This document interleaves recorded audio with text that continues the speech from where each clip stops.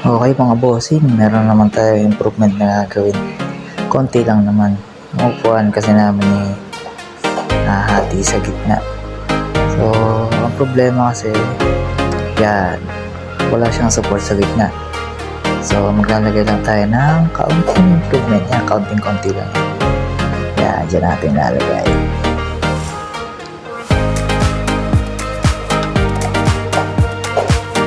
Bale, apat na upuan nga pala yung gagawin ko ngayon. At meron ako naka-ready dyan ng mga bakal. Putol na ako kanina. So ano pang hinahintay natin? Fast forward na. Siyempre, dito nag-welding na ako.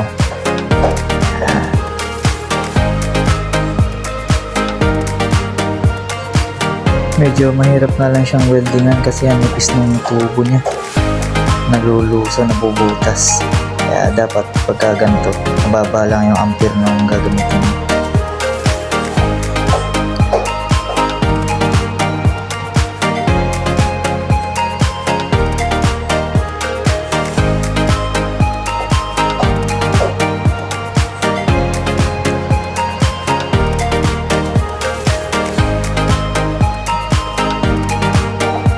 Chinecheck ko yun kung dito ba yung pagkaka-welding.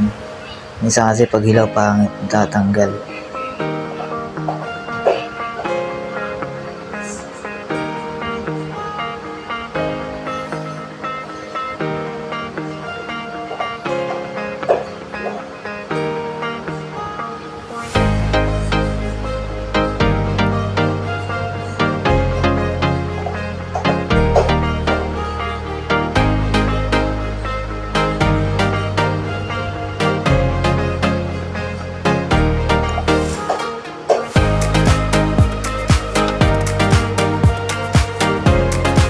Medyo matagal ako mag-welding kasi hindi pa naman masyadong sanay. Testing lang.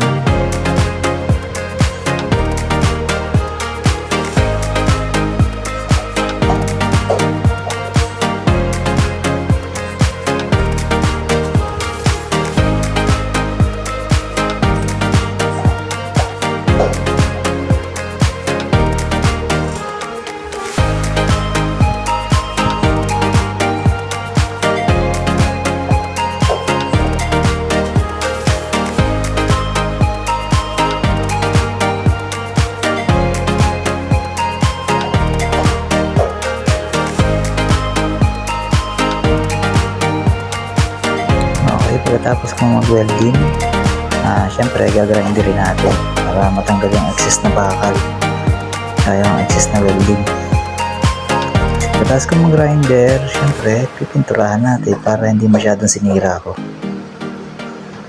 Yan. Ito ilalim, syempre pinindahan ko lang. Yan, tapos pinatuyo ko lang. Natuyo na siya, syempre kinabit ko na yung pinakang pad niya.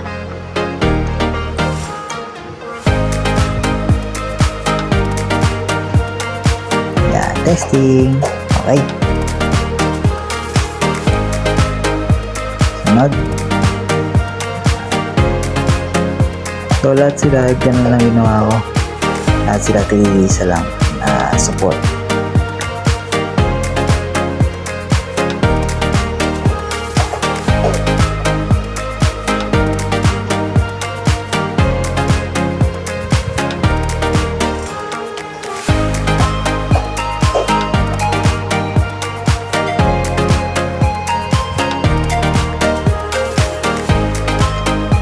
Okay, last but not the least. Yan. Tapos na, dito na matatapos yung video. Thanks for watching.